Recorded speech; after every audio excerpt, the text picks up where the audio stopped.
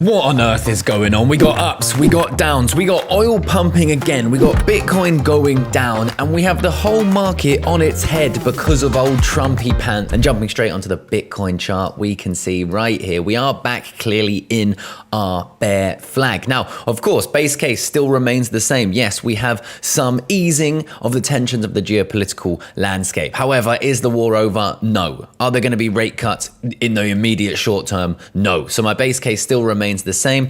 Bitcoin is in a bear market. We're 6 months into the bear market. Normally we have about a year of a down period. So I believe we're going to get better prices than we're at right now. But because that is not guaranteed, I have already started DCAing. I bought at 60,000. I bought again a few days ago at 67,000. And if we go lower, I'll buy more. If we go higher, I'll probably buy more. That is the game plan right now, guys. With that said, Iran has closed the Strait of Hormuz again, less than 24 hours after agreeing to reopen it as part of the ceasefire deal.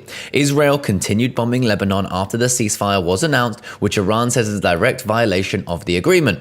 Gulf Arab countries are also reporting new attacks across the region. People are still getting alerts on their phones. So what is this resulting in? Well, we clearly saw the price of oil back right now at 100. So we were recently at 120. We came down on the news of the ceasefire and now we've come up. Not a lot, but clearly this is showing the market is actually no longer pricing in an end of the war. In fact, they're getting worried once again. This is why I made multiple videos yesterday telling you not to load the boat, not to dump money into the market as it was rallying. Of course, Bitcoin up at 72,008 is not the time to be buying. We want to be positioning ourselves. If we are perma bulls like I am, right? We want to be positioning ourselves down here at the supports. You can see down at the supports is where I'm going long, not right in no man's land, right in the middle. So what I'm thinking right now, again, guys, just got to sit on my hands and be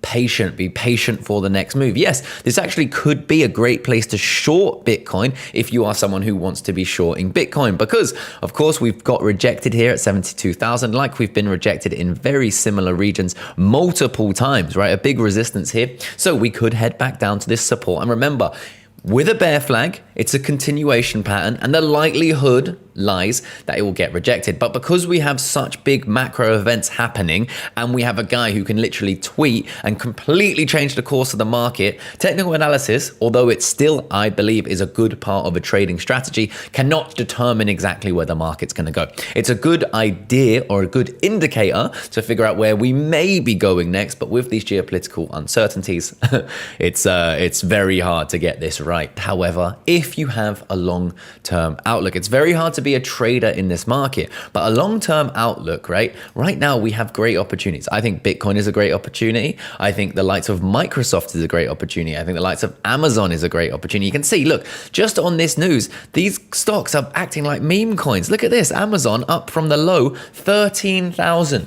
And Amazon is one of the biggest companies in the world. And these are opportunities that I'm going to grab with two hands. Now, will that work out in the short term? Probably not. The price will probably go lower, right? But in the long term, let's say 10 years, I think we're going to look back on these times for Bitcoin, Amazon, Microsoft, NASDAQ, S&P and think, why didn't I just buy more? Now, I may be wrong, but that's just the conclusion I've come to. And I'll catch you in the next one.